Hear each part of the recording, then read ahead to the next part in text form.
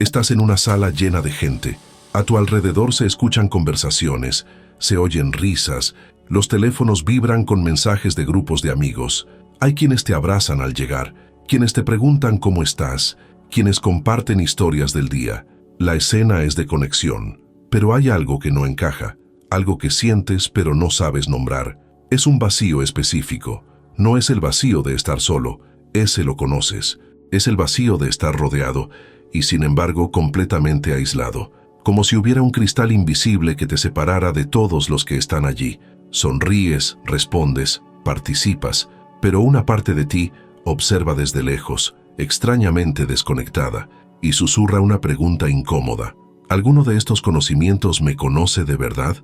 No es ingratitud, no es falta de amor por los que están allí. Es algo más perturbador, la sensación de que todas esas relaciones que llamas amistad pueden ser construcciones frágiles, actuaciones sociales bien ejecutadas, pero vacías por dentro.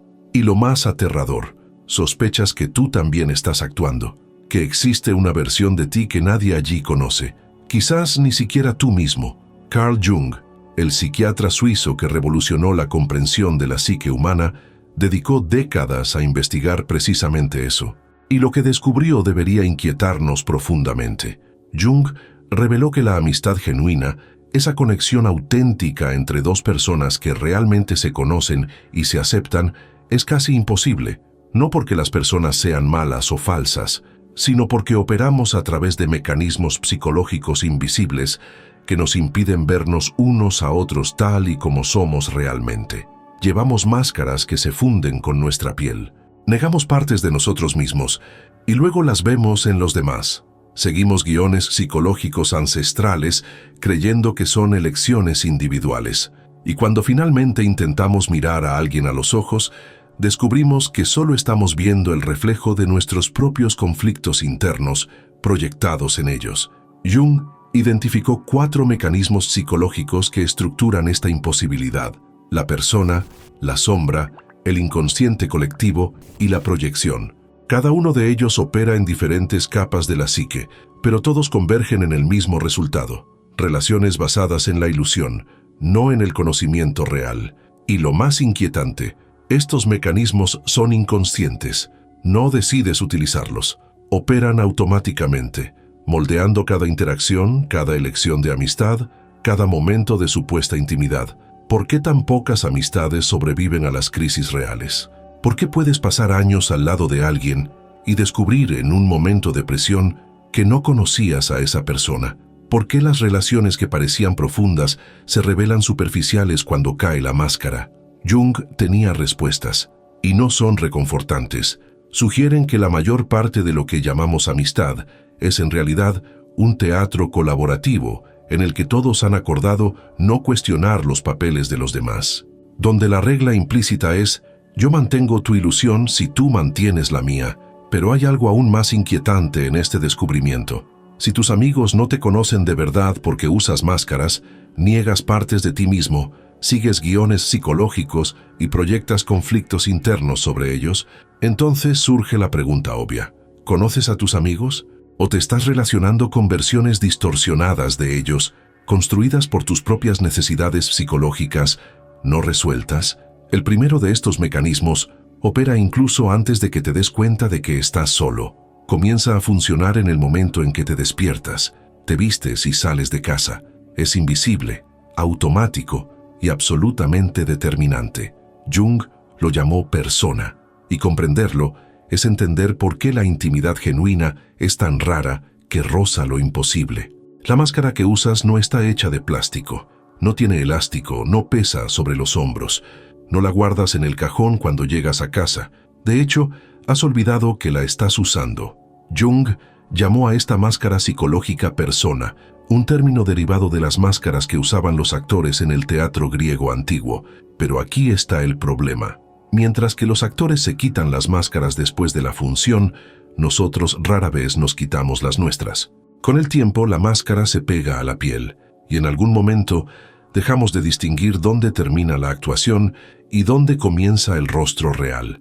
Piensa en la versión de ti mismo que existe en el trabajo, la forma en que hablas, los temas que eliges comentar, el nivel de vulnerabilidad que permites mostrar. Ahora piensa en la versión de ti mismo que aparece en las cenas familiares. Compárala con la versión que emerge cuando estás con tus amigos de la infancia. 3 contextos, 3 actuaciones ligeramente diferentes. No estás mintiendo en ninguno de ellos, pero tampoco estás siendo completamente tú mismo. Estás calibrando, ajustando, editando, mostrando las partes que encajan, ocultando las que generan incomodidad. Eso es la persona en acción. Jung descubrió que construimos estas máscaras como estrategia de supervivencia social. Nos permiten navegar por jerarquías complejas, evitar conflictos innecesarios y mantener la aceptación del grupo. La persona es útil. El problema surge cuando deja de ser una herramienta y se convierte en identidad, cuando pasas tanto tiempo actuando que olvidas lo que sientes cuando nadie te está mirando, cuando la aprobación que recibes comienza a sostener tu autoestima, pero sabes, en un rincón profundo y silencioso de tu mente, que esa aprobación no es realmente para ti. Es para la versión editada que decidiste mostrar. Y aquí es donde la amistad se derrumba.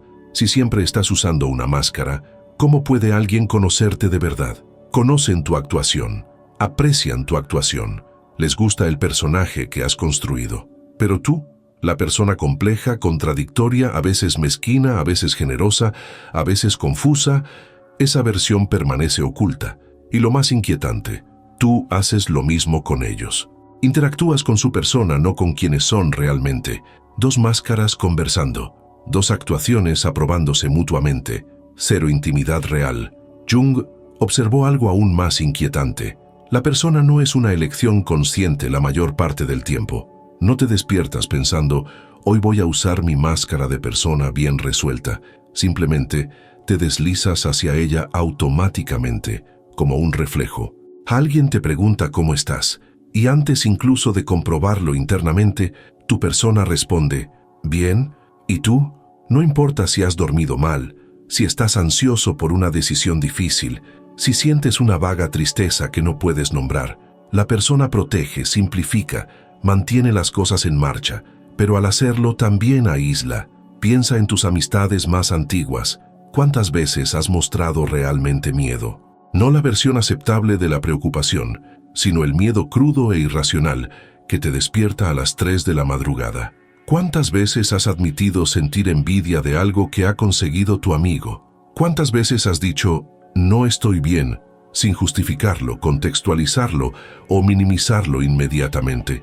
Si la respuesta es rara vez o nunca, no es porque no sientas esas cosas, es porque tu persona ha aprendido que esas revelaciones son arriesgadas, que la vulnerabilidad sin control puede generar rechazo, así que editas constantemente. Jung lo llamó inflación de la persona cuando la máscara se vuelve tan dominante que pierdes el contacto con quien eres sin ella. Y el costo de esto en términos de amistad es enorme, porque la amistad genuina requiere lo que Jung describió como un encuentro auténtico, 2 seres humanos revelándose más allá de sus funciones sociales. Pero, ¿cómo puede suceder esto si ambos han olvidado que están actuando? Si ambos creen que la versión editada que presentan es la totalidad de lo que son, hay una soledad específica que nace de esto. Es la soledad de ser elogiado por cualidades que has forjado, de ser amado por una versión de ti mismo que no reconoces completamente. La gente te dice, eres tan fuerte, y tú sabes que solo muestras fuerza porque has aprendido a ocultar tu fragilidad. Te llaman siempre tranquilo, y tú sabes del torbellino interno que nunca mencionas. Te ven como generoso, pero sientes el esfuerzo que haces para suprimir los impulsos egoístas. La disonancia entre quién eres y quién creen que eres crea una distancia que ninguna cantidad de tiempo juntos puede cerrar. Y aquí está la cruel paradoja. Cuanto más inviertes en la persona, más difícil se vuelve abandonarla, porque ahora tienes relaciones construidas sobre esa base. Personas que te conocen a través de la máscara. Si de repente empiezas a mostrar aspectos que siempre has ocultado, ira, inseguridad, egoísmo, confusión, te arriesgas no solo al rechazo, sino a la sensación de que has estado mintiendo todo el tiempo, y tal vez lo hayas estado haciendo, no intencionadamente, pero por omisión, por edición continua, por miedo a que la versión completa de ti sea inaceptable. La persona también funciona como un pacto silencioso entre las personas. Cuando conoces a alguien y ambos presentáis vuestras mejores versiones editadas, se establece un acuerdo tácito. Yo finjo creer en tu máscara si tú finges creer en la mía. Nadie lo verbaliza, pero ambos sentís el peligro de cuestionarlo.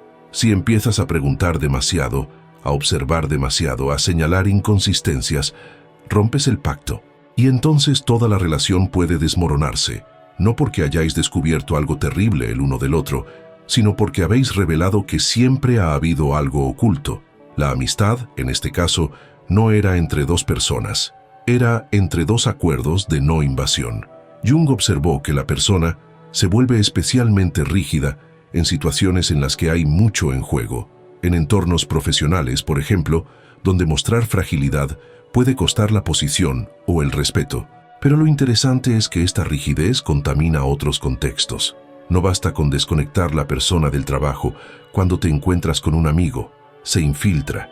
Sigues midiendo tus palabras, gestionando tus impresiones, manteniendo un cierto nivel de compostura, incluso cuando deberías estar relajado. La máscara que usas 8 horas al día no desaparece los fines de semana. Quizás se diluye, pero permanece. Y existe un tipo particular de cansancio que proviene de mantener la persona activa todo el tiempo. No es cansancio físico, es agotamiento emocional, la sensación de que estás constantemente conectado, monitoreando cómo te perciben, ajustando tu expresión para adaptarte al momento. Algunas personas lo describen como si estuvieran siempre ligeramente fuera de sí mismas, observando y corrigiendo su propio comportamiento en tiempo real. Jung diría que esto ocurre cuando la persona se ha vuelto tan dominante que has desarrollado un observador interno cuya única función es garantizar que nunca salgas del personaje. Lo más trágico es que todo este esfuerzo rara vez es reconocido por los demás, porque ellos están haciendo exactamente lo mismo. Ambos están agotados de actuar, ambos se sienten solos incluso cuando están juntos, ambos sospechan que hay algo más profundo a lo que no se está accediendo. Pero ninguno de los dos sabe cómo romper el patrón sin arriesgar lo que ya se ha construido. Así que continúan, encuentro tras encuentro, conversación tras conversación, cada vez más familiarizados con las personas del otro, cada vez más distantes de las personas reales que hay detrás de ellas. Jung no sugería que debiéramos eliminar por completo la persona, reconocía su función adaptativa. Lo que advertía era contra la identificación total con ella, contra olvidar que hay algo más debajo, alguien más complejo, más contradictorio, más humano que el personaje social que habitamos. E insistía en que, mientras operemos principalmente a través de personas, mientras nos relacionemos máscara con máscara, la amistad genuina seguirá siendo una ilusión reconfortante, pero fundamentalmente vacía. Pero la persona es solo la primera capa de ilusión. Hay algo aún más profundo que nos separa. Algo que Jung descubrió observando, no solo lo que mostramos a los demás, sino lo que ocultamos de nosotros mismos. Son los aspectos que negamos con tanta fuerza que ni siquiera nos damos cuenta cuando controlan nuestras reacciones, elecciones y juicios. Jung lo llamó la sombra, y comprenderla es darse cuenta de que el mayor obstáculo para la amistad genuina no está en engañar a los demás, está en engañarse a uno mismo. Hay una parte de ti que no conoces, no porque esté escondida en algún lugar profundo e inaccesible de la psique, sino porque decidiste, en algún momento de tu vida, que no puede existir, que si existiera, te haría inaceptable, así que la empujaste a un lugar donde no tienes que mirarla. Jung llamó a este repositorio psicológico sombra, y descubrió algo inquietante. Todo lo que niegas en ti mismo no desaparece. Simplemente sale de tu control consciente y comienza a operar entre bastidores, moldeando tus reacciones, tus elecciones de amistad y, sobre todo, tus juicios sobre los demás. La sombra no solo contiene tus cualidades negativas, guarda todo lo que has aprendido a rechazar.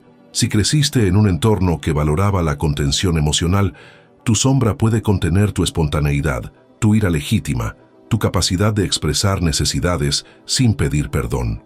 Si te enseñaron que ser vulnerable es una debilidad, tu sombra carga tu necesidad de apoyo, tu miedo, tu tristeza no procesada. Si has aprendido que querer atención es egoísmo, Tu sombra alberga tu deseo natural de ser visto y valorado.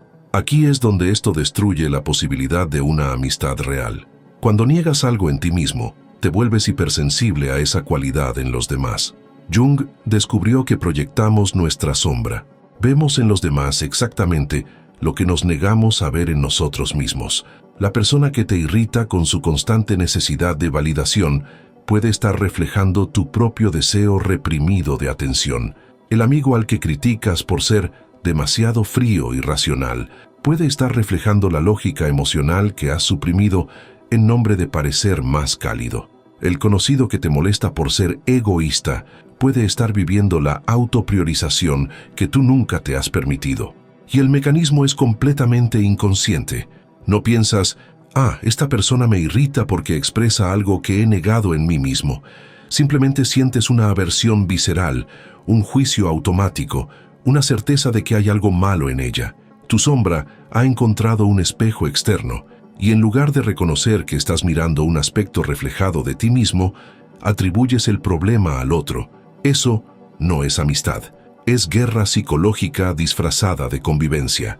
Jung observó que la intensidad de tu reacción emocional hacia alguien suele indicar la magnitud de la proyección.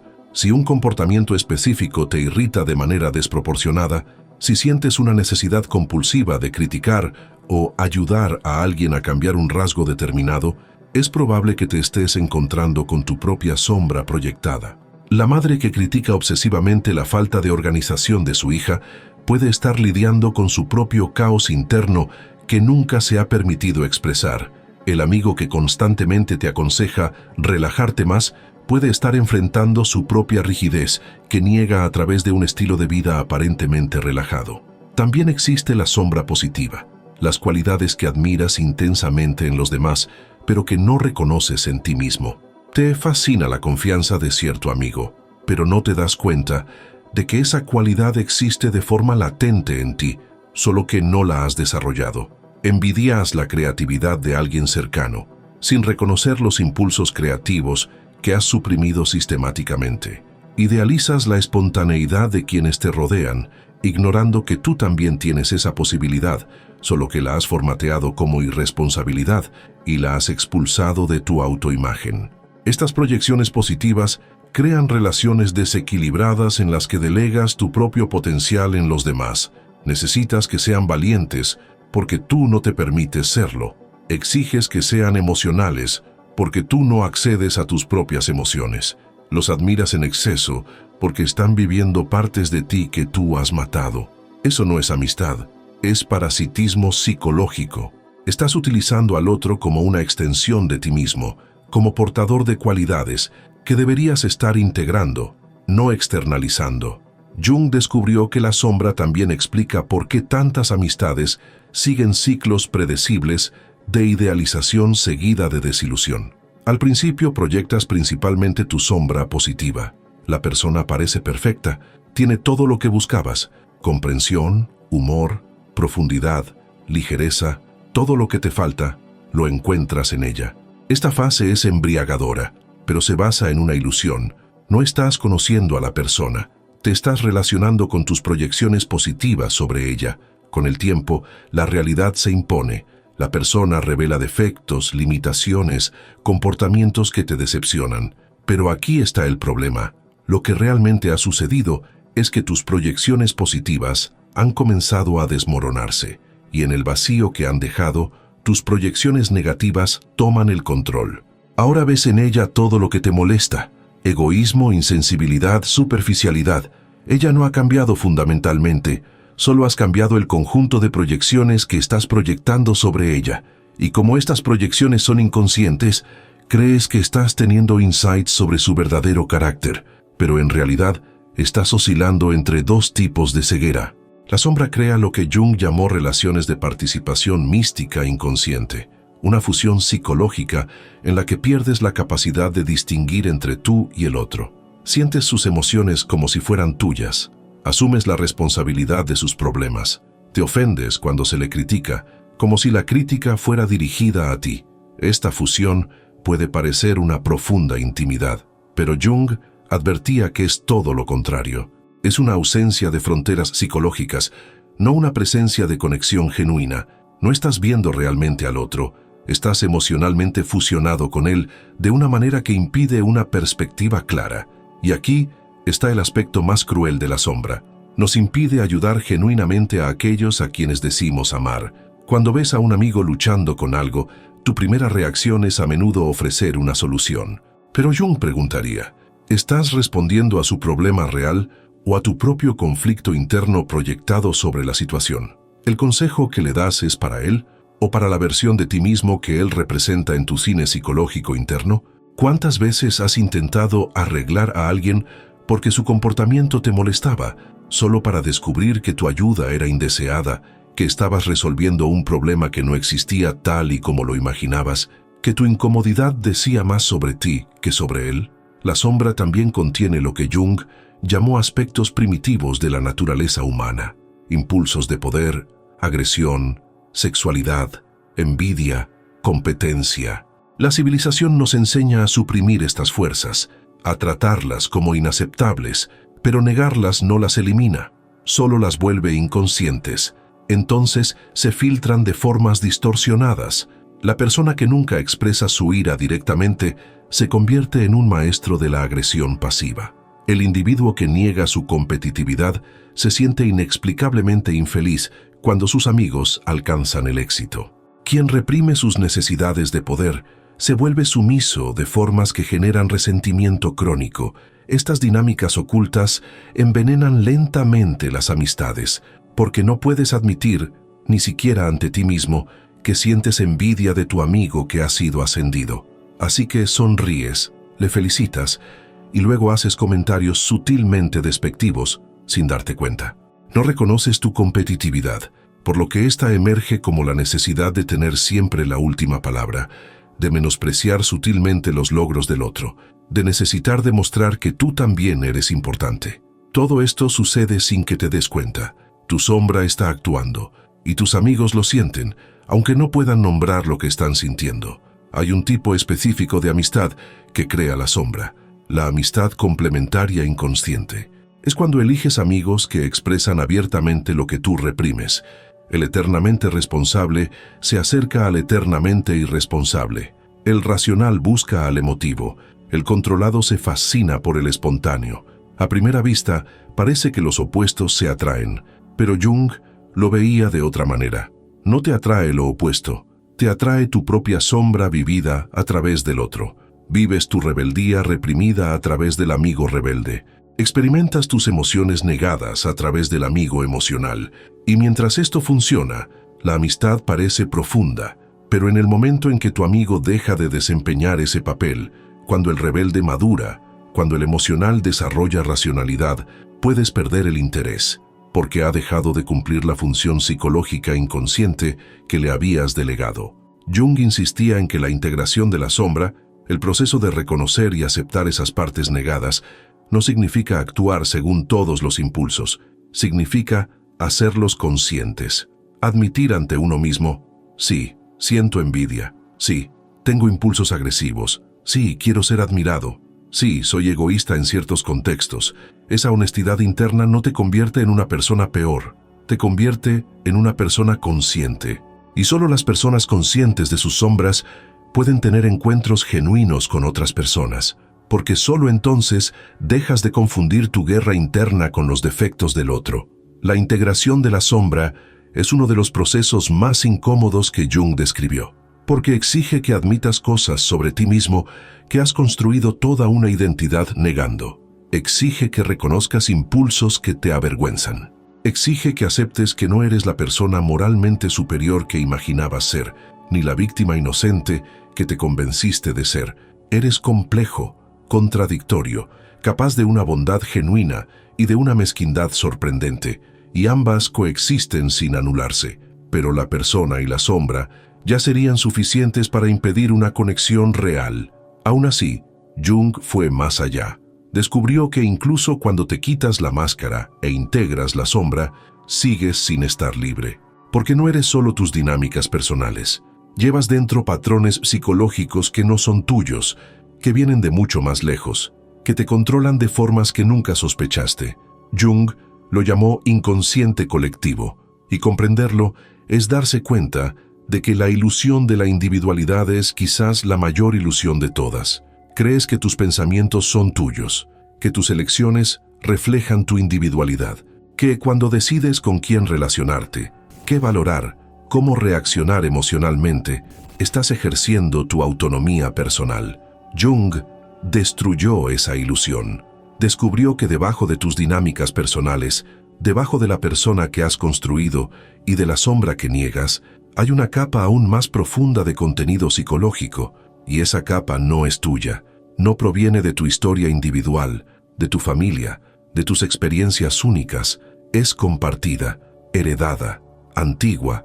Jung la llamó inconsciente colectivo, y comprenderla es darse cuenta de que eres mucho menos libre de lo que imaginas. El inconsciente colectivo opera a través de lo que Jung llamó arquetipos, patrones universales de la experiencia humana que moldean el comportamiento, la percepción y las relaciones. Son estructuras psicológicas que todo ser humano lleva consigo, independientemente de su cultura, época o historia personal. El héroe, la madre, el sabio, el embaucador, la sombra, el anciano sabio, el niño eterno.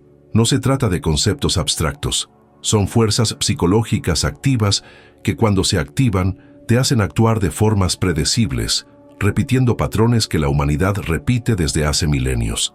Aquí está el problema para la amistad. Cuando un arquetipo se activa en ti, pierdes individualidad. Empiezas a seguir un guión psicológico que no has escrito tú, y lo que es peor, no te das cuenta. Crees que estás siendo auténtico, tomando decisiones libres, expresando tu personalidad única. Pero Jung observaría que simplemente estás encarnando un papel que millones de personas han encarnado antes que tú, de la misma manera, por las mismas razones psicológicas, con los mismos resultados predecibles. Piensa en tus grupos de amigos.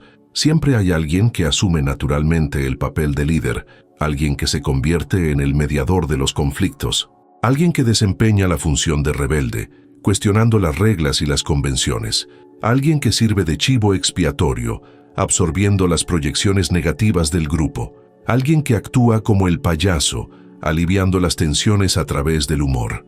Estos roles no se eligen conscientemente, surgen automáticamente porque el inconsciente colectivo organiza los grupos humanos según patrones arquetípicos, y una vez que entras en uno de estos roles, quedas atrapado en él.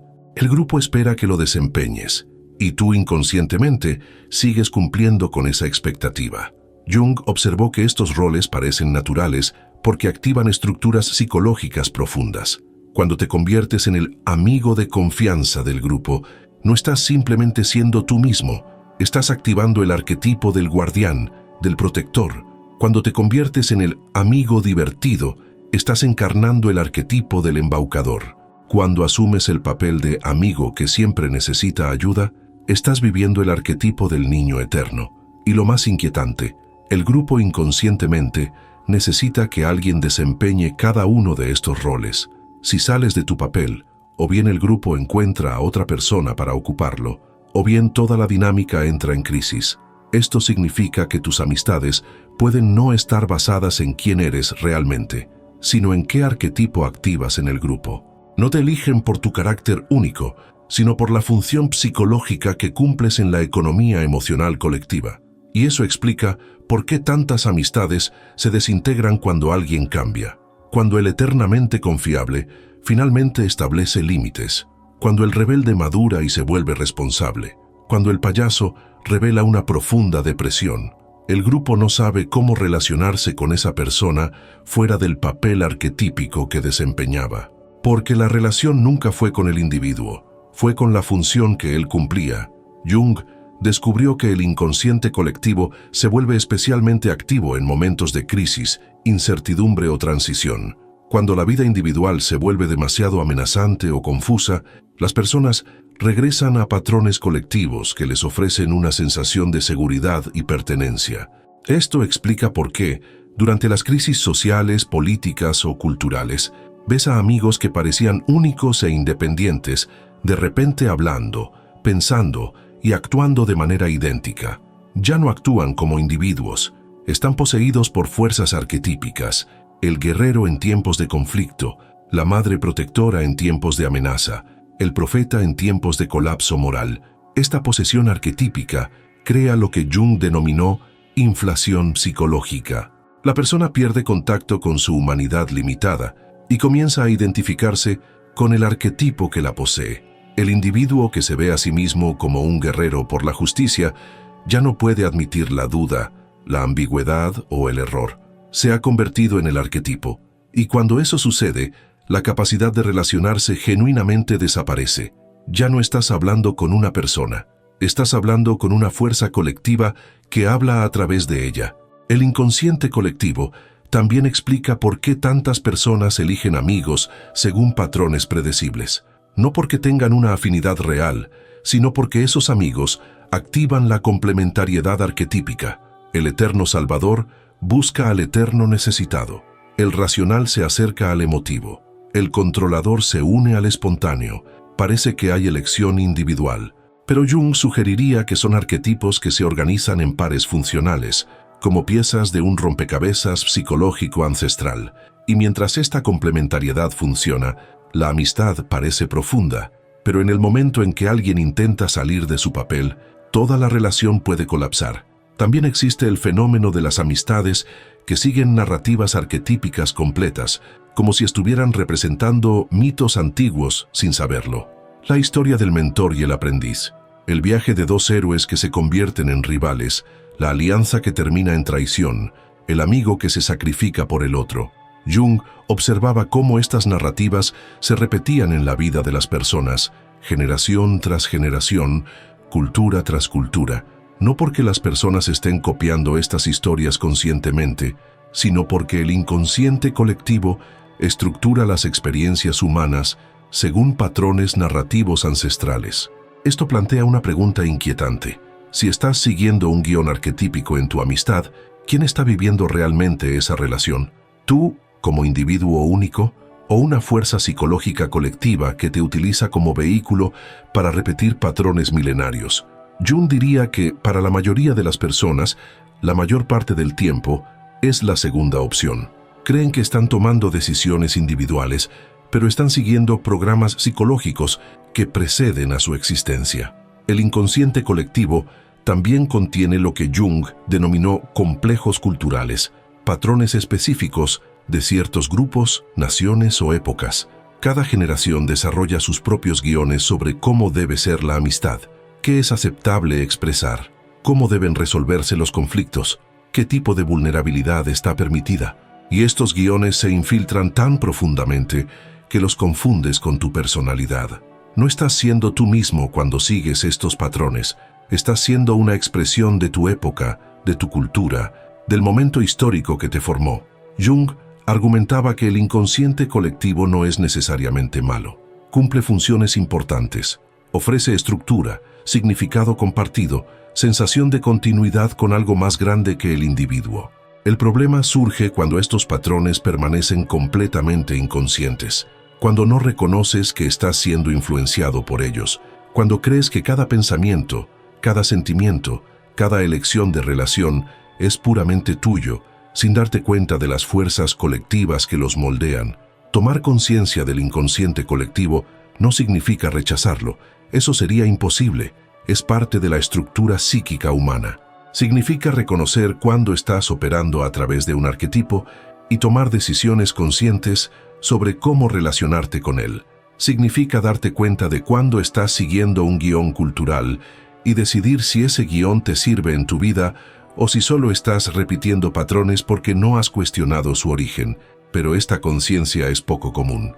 La mayoría de las personas nunca desarrollan la percepción suficiente para distinguir entre sus impulsos individuales y las fuerzas colectivas que los atraviesan.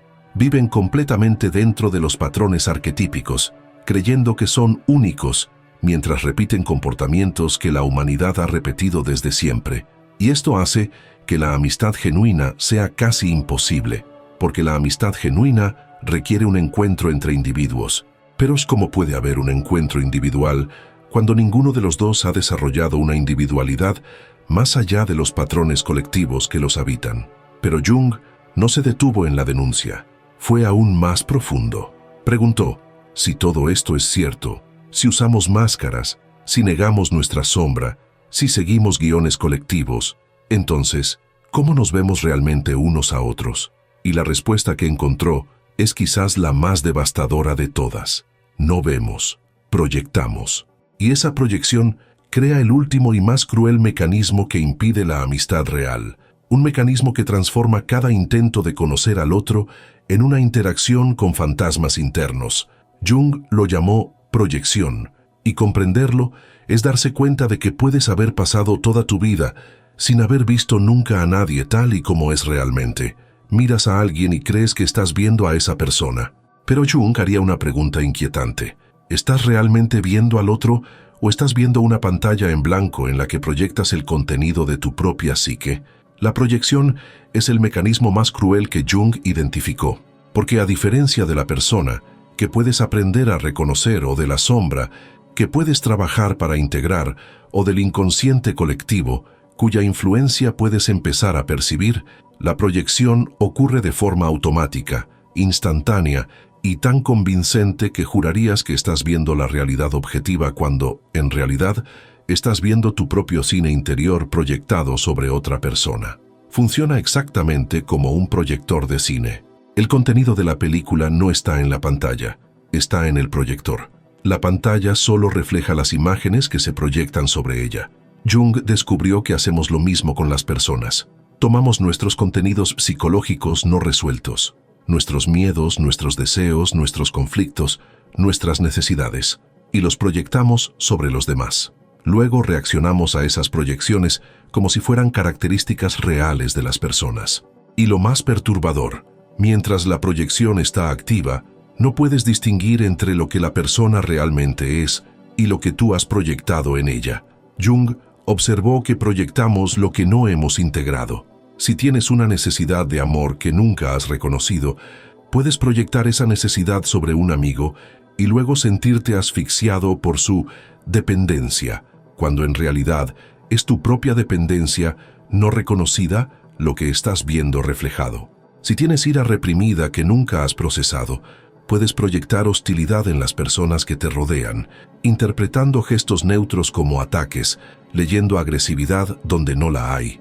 Si sientes una profunda vergüenza por algún aspecto de ti mismo, puedes proyectar juicio en los demás, sintiendo que todos te critican cuando en realidad te estás criticando a ti mismo a través de ellos. Esto destruye la posibilidad de una amistad real, porque nunca estás interactuando realmente con la persona. Estás interactuando con una versión de ella contaminada por tu material psicológico no resuelto. Imagina a dos personas sentadas frente a frente, ambas proyectando, ambas reaccionando a sus propias proyecciones, ninguna viendo realmente a la otra. Pueden pasar años así, décadas, acumulando historia, recuerdos compartidos, sensación de intimidad. Pero Jung preguntaría, ¿se conocen realmente? ¿O solo conocen las versiones proyectadas el uno del otro? La proyección explica los ciclos predecibles que siguen tantas amistades. Primero, la idealización. Conoces a alguien y esa persona te parece increíble. Tiene todo lo que siempre has buscado. Comprensión, inteligencia, humor, profundidad. Te sientes conectado de una manera que rara vez experimentas. Pero Jung advertiría, cuidado. Esa intensidad suele indicar una proyección masiva. No estás viendo a la persona, estás viendo tus proyecciones positivas sobre ella. Estás proyectando tu potencial no vivido, tus cualidades negadas, tus necesidades no satisfechas. Y eso crea una versión idealizada que ningún ser humano real puede sostener. Con el tiempo, la realidad se impone. La persona revela sus limitaciones, comete errores, dice algo que te hiere, no está disponible cuando la necesitas. Y de repente, la idealización se derrumba, pero en su lugar no surge una visión más realista y equilibrada.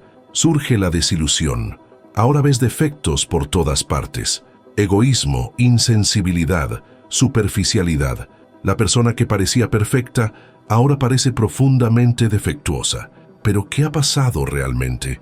¿Ha cambiado la persona tan drásticamente? Jung diría que no. Lo que ha cambiado son tus proyecciones. Las positivas se han desvanecido, y en el vacío que han dejado, tus proyecciones negativas han tomado el control y estás convencido de que por fin estás viendo la verdad, que antes estabas engañado, pero ahora eres realista. Pero Jung insistiría, sigues sin ver a la persona real. Solo has cambiado un conjunto de proyecciones por otro. Has pasado de estar ciego por la idealización a estar ciego por la desilusión. Y en ningún momento has visto realmente al ser humano complejo, contradictorio y limitado que tienes delante, porque ver eso requeriría retirar tus proyecciones, y la mayoría de las personas nunca aprenden a hacerlo.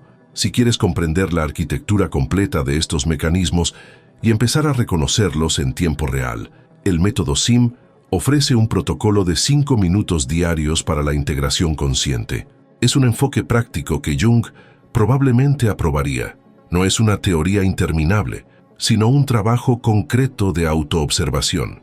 El enlace está en la descripción. Pero volvamos a la proyección. Jung descubrió que la intensidad emocional es el principal indicador de la proyección activa. Cuando alguien te irrita de manera desproporcionada, cuando sientes una atracción inexplicable, cuando la crítica de cierto amigo te destruye, pero la misma crítica de otra persona no te afecta, cuando te sientes obligado a salvar a alguien de sí mismo, cuando no puedes dejar de pensar en cómo cierta persona debería cambiar.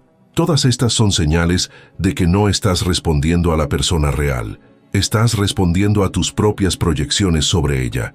Y aquí está el aspecto más insidioso. La proyección crea profecías autocumplidas. Si proyectas rechazo en alguien, empiezas a comportarte de forma defensiva con esa persona. Tu actitud defensiva genera distancia. La distancia confirma tu creencia inicial de que serías rechazado, pero no fuiste rechazado. Creaste las condiciones para el rechazo a través de tu proyección. Si proyectas que alguien es incompetente y necesita tu ayuda constante, empiezas a tratarlo como si fuera incapaz. Esa persona internaliza ese mensaje y deja de intentarlo. Su incompetencia aumenta y tú te sientes validado en tu evaluación inicial, pero no estabas viendo la verdad. Estabas creando la realidad que luego afirmaste estar solo observando. Jung observó que las proyecciones tienen ganchos, aspectos reales de la persona que sirven como punto de anclaje para el contenido que proyectas. Si alguien demostró vulnerabilidad una vez, puedes proyectar fragilidad total sobre él. Si alguien fue asertivo en una situación, puedes proyectar agresividad sobre él.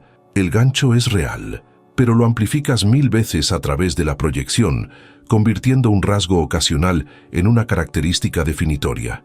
Y entonces ya no puedes ver nada más allá de eso. La proyección también explica por qué puedes dar el mismo consejo a dos amigos diferentes y uno te lo agradece profundamente mientras que el otro se ofende. No es porque el consejo fuera diferente, es porque uno de ellos proyectó cuidado sobre ti y escuchó el consejo a través de ese prisma. El otro proyectó control o juicio y escuchó el mismo consejo como una crítica. Tú no hiciste nada diferente, pero las diferentes proyecciones crearon experiencias completamente diferentes de la misma interacción.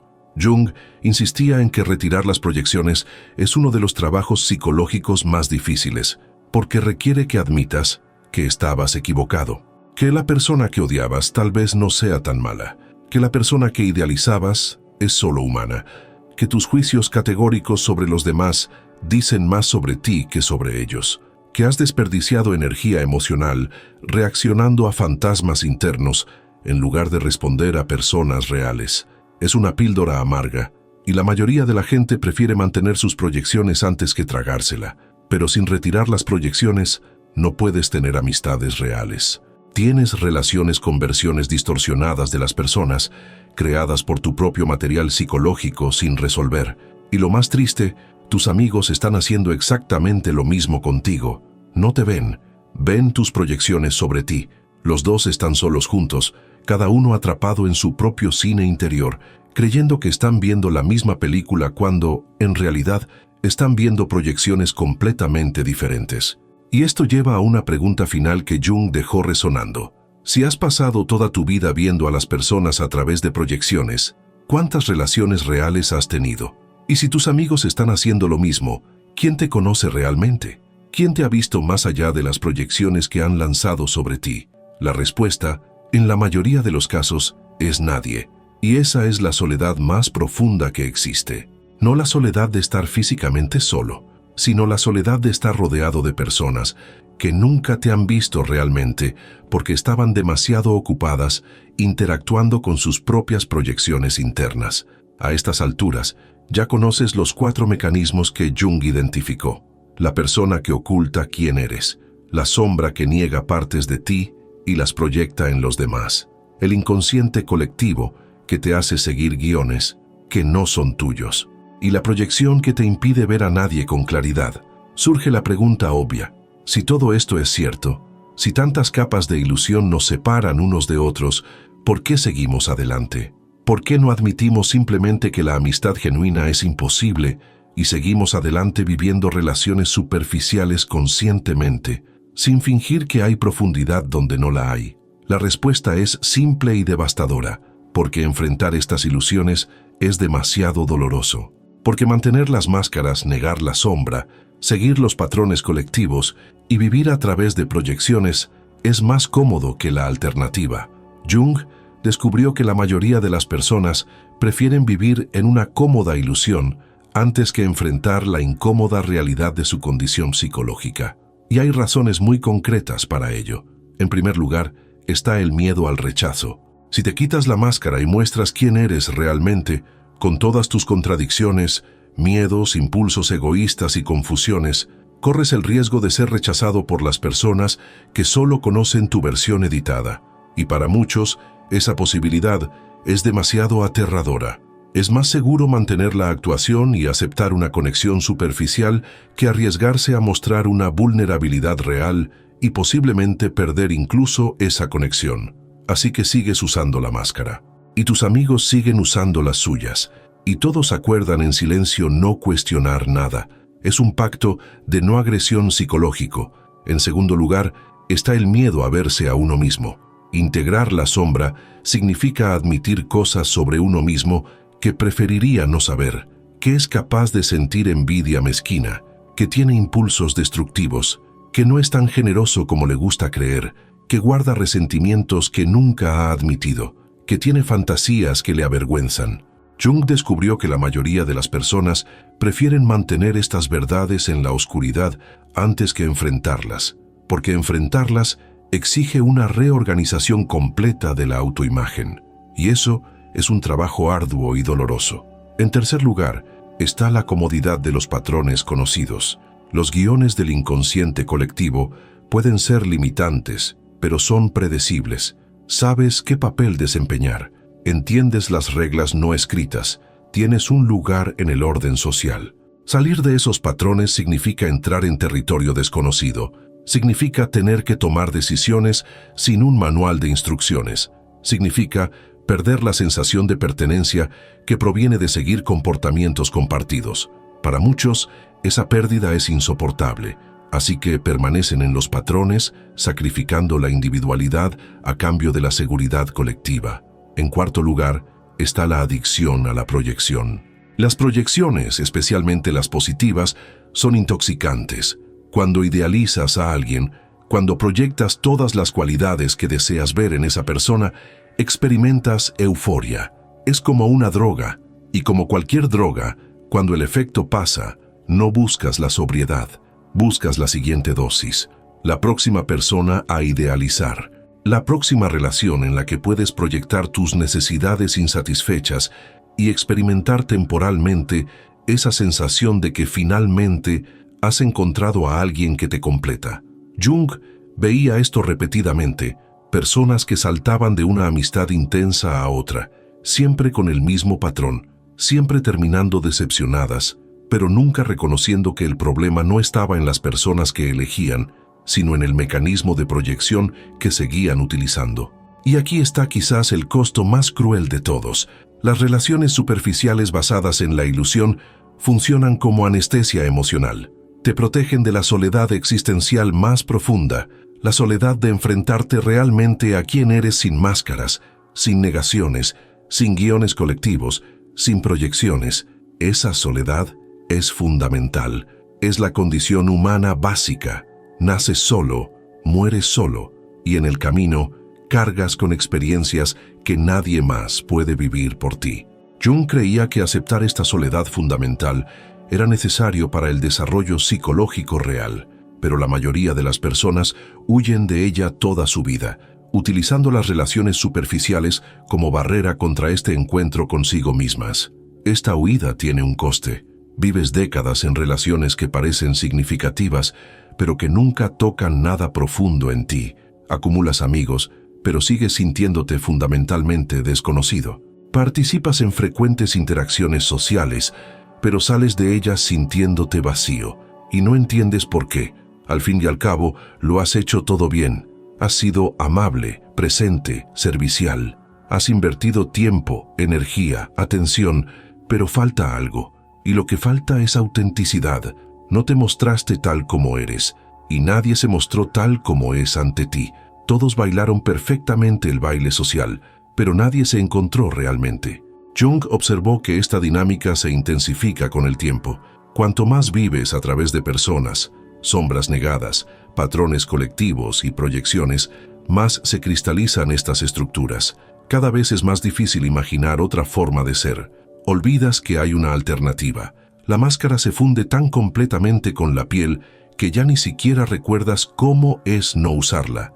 Y entonces envejeces así, rodeado de conocidos, pero fundamentalmente solo, con historias compartidas pero sin intimidad real, con fotos de momentos felices, pero con una sensación persistente de que algo esencial nunca sucedió. Y hay un tipo particular de crisis que Jung identificaba en personas de mediana edad o mayores que de repente se dan cuenta de esto, miran sus amistades de décadas y reconocen que nunca fueron vistas de verdad, que siempre actuaron, que siempre negaron aspectos de sí mismas, que siempre siguieron los patrones esperados, que siempre proyectaron en lugar de ver. Y ahora se preguntan, ¿aún hay tiempo? ¿Es posible empezar de nuevo? ¿Es posible aprender a relacionarse de forma auténtica después de décadas haciendo lo contrario? Jung diría que sí, es posible, pero es difícil. Requiere un valor que la mayoría de las personas no tienen. Requiere estar dispuesto a perder relaciones que solo funcionaban porque eran superficiales. Requiere aceptar que has contribuido a la soledad de la que te quejas. Requiere un arduo trabajo psicológico sin garantía de recompensa. Porque puedes hacer todo ese trabajo, quitarte las máscaras, integrar la sombra, tomar conciencia de los patrones colectivos, aprender a recoger las proyecciones y aún así no encontrar amigos capaces de un encuentro auténtico, porque ellos no han hecho el mismo trabajo. Pero Jung creía que había un camino, difícil, lento, solitario, pero posible. Un proceso que él llamó individuación, tomar conciencia de todas esas estructuras que operan en ti, y gradualmente desarrollar la capacidad de relacionarte de forma más auténtica, no perfecta, no libre de problemas, pero más real, más honesto, más humano. Y eso es de lo que tenemos que hablar ahora, de lo que ocurre cuando finalmente eliges la conciencia en lugar de la comodidad, del precio que pagas y de la recompensa que tal vez puede justificar ese precio. Jung tenía un nombre para el proceso de tomar conciencia de todos esos mecanismos que operan en ti. Lo llamaba individuación, y este es quizás el concepto más malinterpretado de su obra, porque cuando la gente oye individuación, imagina algo grandioso, iluminación espiritual, autorrealización trascendente, alguna versión idealizada de sí mismos finalmente alcanzada. Pero no es eso. La individuación, en el sentido junguiano, es mucho más sobria y mucho más difícil. Es el lento, doloroso e interminable proceso de tomar conciencia de las fuerzas inconscientes que te controlan y luego aprender a relacionarte con ellas conscientemente, en lugar de ser controlado inconscientemente por ellas. Comienza con el reconocimiento de la persona. Necesitas darte cuenta de cuándo estás usando una máscara y cuándo estás siendo auténtico. Parece sencillo, pero no lo es. Porque la persona está tan integrada en tu funcionamiento diario que distinguir entre tú y la actuación se convierte en un trabajo arqueológico.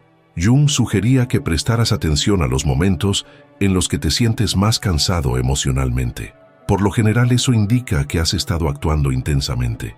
Presta atención también a los momentos en los que alguien te hace un cumplido y sientes una punzada de falsedad, no porque la persona sea falsa, sino porque el cumplido es para la persona, no para ti. La individuación requiere que empieces a tomar decisiones conscientes sobre la persona. En lugar de deslizarte automáticamente hacia ella, te preguntas, en este momento, con esta persona, ¿qué parte de mí es real y qué parte es actuación? Y poco a poco, empiezas a arriesgarte a hacer pequeñas revelaciones, no cambios dramáticos.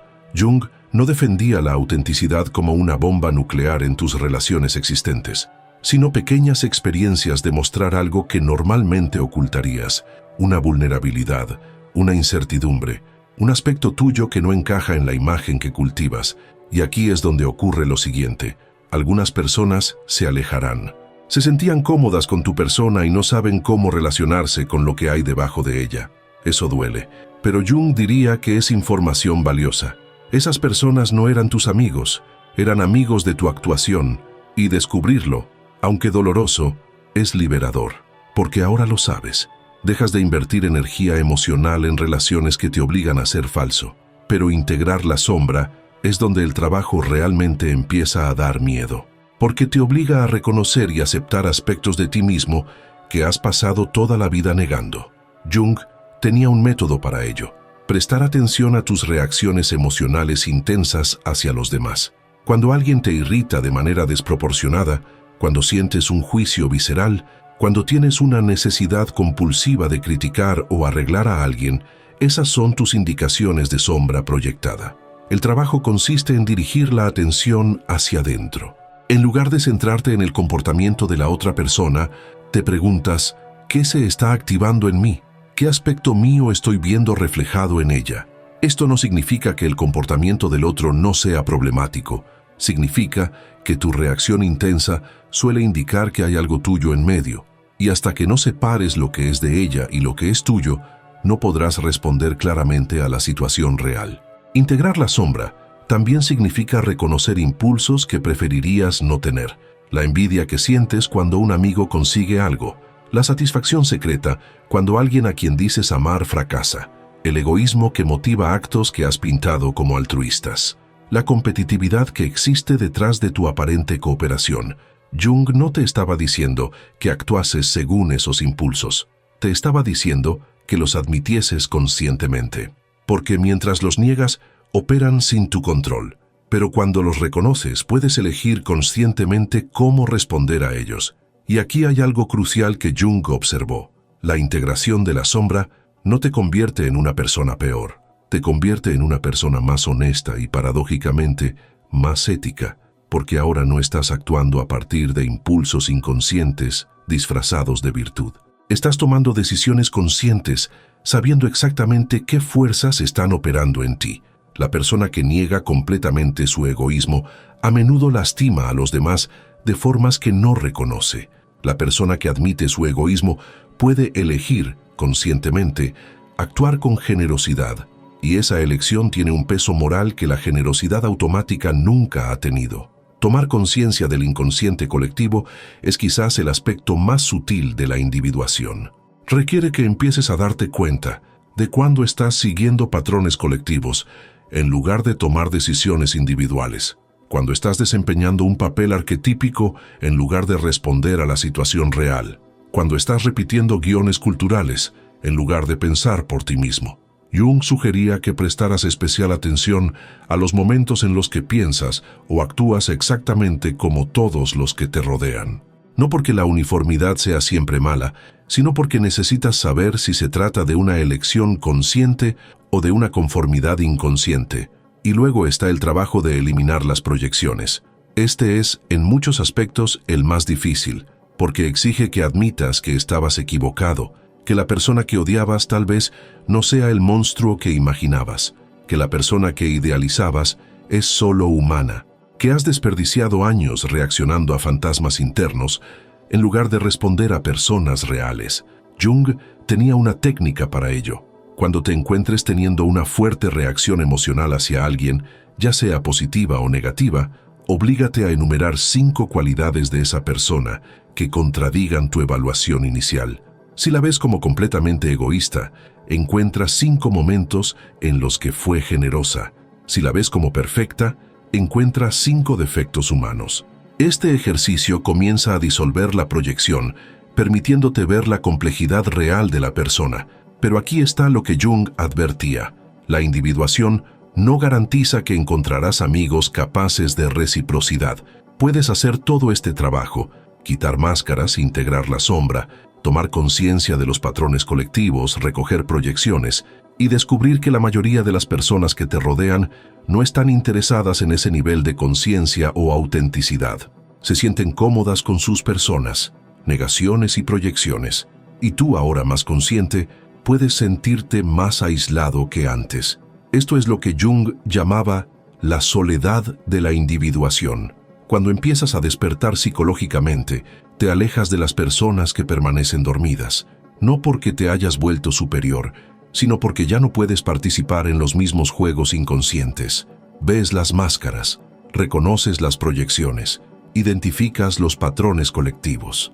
Y aunque esto te da claridad, también te separa, porque la mayoría de las relaciones sociales dependen de que todos acuerden no ver estas dinámicas. Jung observó que muchas personas abandonan la individuación precisamente en este punto. El aislamiento se vuelve demasiado insoportable. Entonces retroceden, vuelven a las máscaras, a las negaciones, a los patrones cómodos.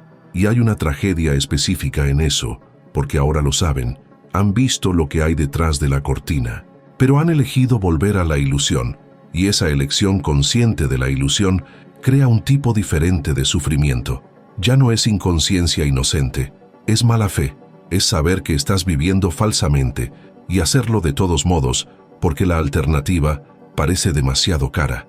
Pero para aquellos que continúan, Jung prometía algo: no felicidad fácil, no la resolución de todos los problemas, no amistades perfectas finalmente alcanzadas, sino algo más precioso, la posibilidad de un encuentro auténtico, porque ahora estás presente de una manera que antes no lo estabas. Ya no te escondes detrás de máscaras, ya no proyectas fantasmas, ya no sigues guiones automáticamente. Estás despierto. Y cuando encuentras a otra persona que también está despierta, alguien que también ha hecho el trabajo de individuación, algo diferente se hace posible. Y eso es de lo que tenemos que hablar ahora. De cómo es la amistad cuando dos personas conscientes se encuentran. Sobre por qué es tan rara. Sobre por qué, a pesar de ser rara, vale la pena cada momento de trabajo solitario que te ha llevado hasta allí. Porque Jung creía que, aunque la amistad genuina es casi imposible, no es completamente imposible. Solo requiere más valor, más honestidad y más trabajo interno del que la mayoría de la gente está dispuesta a invertir. Así que aquí está la propuesta radical de Jung. La amistad genuina es posible, pero solo entre personas que han hecho el trabajo de individuación. Solo entre individuos que se han vuelto conscientes de sus personas, han integrado sus sombras, han reconocido los patrones colectivos que operan en ellos y han aprendido a retirar las proyecciones. Y como estas personas son extremadamente raras, la amistad auténtica también es extremadamente rara. No porque los seres humanos sean incapaces de conectar de verdad, sino porque muy pocos hacen el trabajo interno necesario para hacer posible esa conexión. ¿Cómo es esa amistad? En primer lugar, no comienza con la idealización.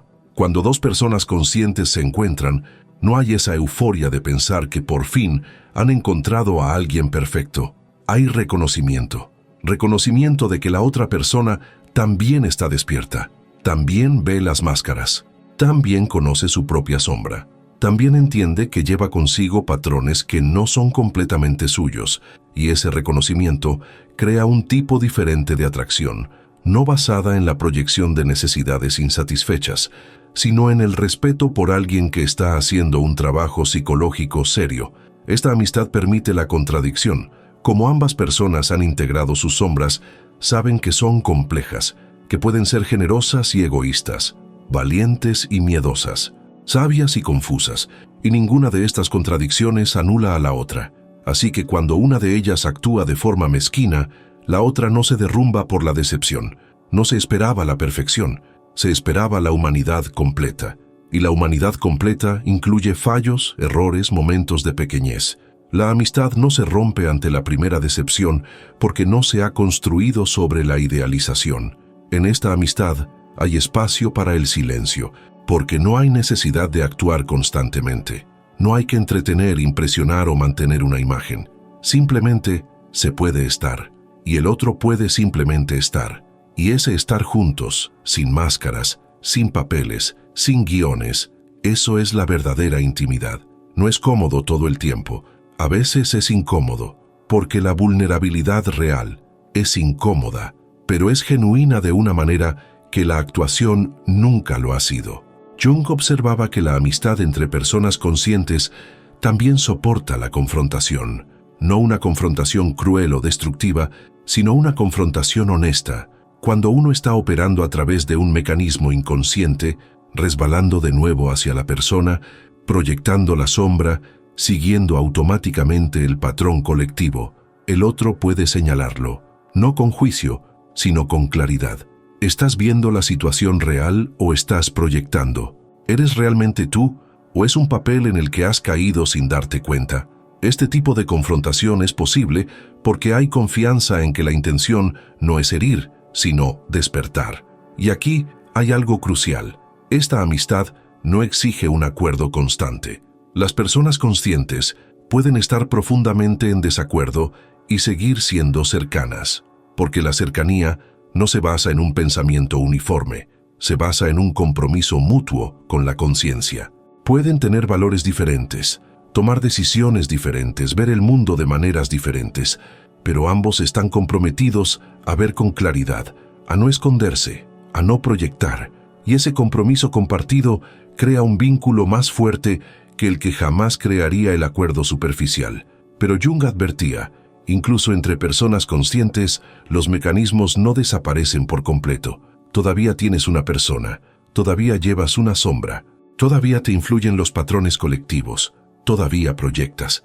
La diferencia es que ahora te das cuenta cuando eso ocurre y puedes elegir conscientemente cómo responder. Por lo tanto, la amistad entre personas conscientes no está libre de conflictos o malentendidos. Solo está libre de negar los conflictos y malentendidos. Cuando surge un problema, ambos saben mirar hacia adentro antes de culpar al otro. Ambos se preguntan primero, ¿qué se está activando en mí? ¿Qué proyección puedo estar haciendo? ¿Qué sombra está operando? Esta amistad también se caracteriza por la ausencia de deuda emocional, porque ninguno de los dos está utilizando al otro para llenar un vacío interno. Ninguno necesita que el otro sea de cierta manera para sentirse completo. Hay espacio para que cada uno cambie, crezca, evolucione, incluso si esa evolución los lleva en direcciones diferentes. No existe esa sensación agobiante de «no puedes cambiar porque necesito que sigas siendo como siempre has sido». Hay libertad, y esa libertad, paradójicamente, crea un vínculo más auténtico que el que jamás ha creado la dependencia. Jung también observó que la amistad auténtica es menos frecuente en términos de contacto, no porque haya distancia emocional, sino porque no hay necesidad de contacto constante para mantener la validación. Las personas conscientes no necesitan un reaseguro perpetuo de que son aceptadas, se conocen a sí mismas. El otro las conoce. Eso no cambia porque hayan pasado semanas sin hablarse, así que los encuentros pueden ser raros, pero profundos, sin esa ansiedad de si no hablamos regularmente nos alejaremos, porque la conexión no se mantiene por la frecuencia, se mantiene por la autenticidad. Pero aquí está la dura realidad que Jung no ocultó. Puedes hacer todo el trabajo de individuación y aún así no encontrar ese tipo de amistad, porque necesitas reciprocidad, y la mayoría de la gente no está haciendo ese trabajo. Así que puedes estar listo para un encuentro auténtico y pasar años sin encontrar a alguien igualmente preparado. Eso no significa que el trabajo haya sido inútil.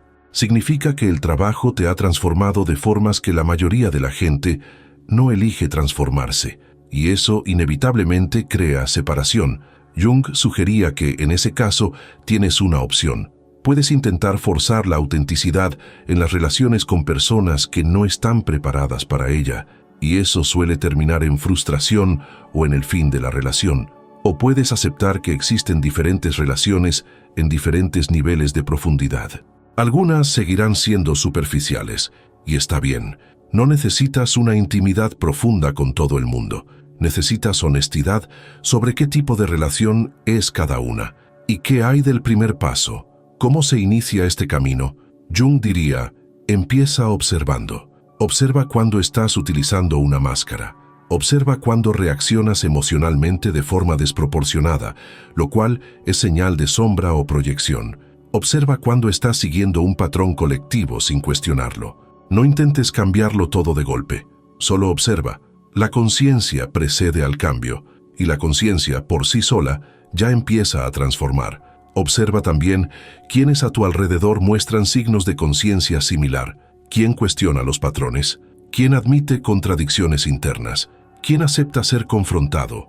¿Quién es capaz de hablar de sus propios defectos sin desintegrarse?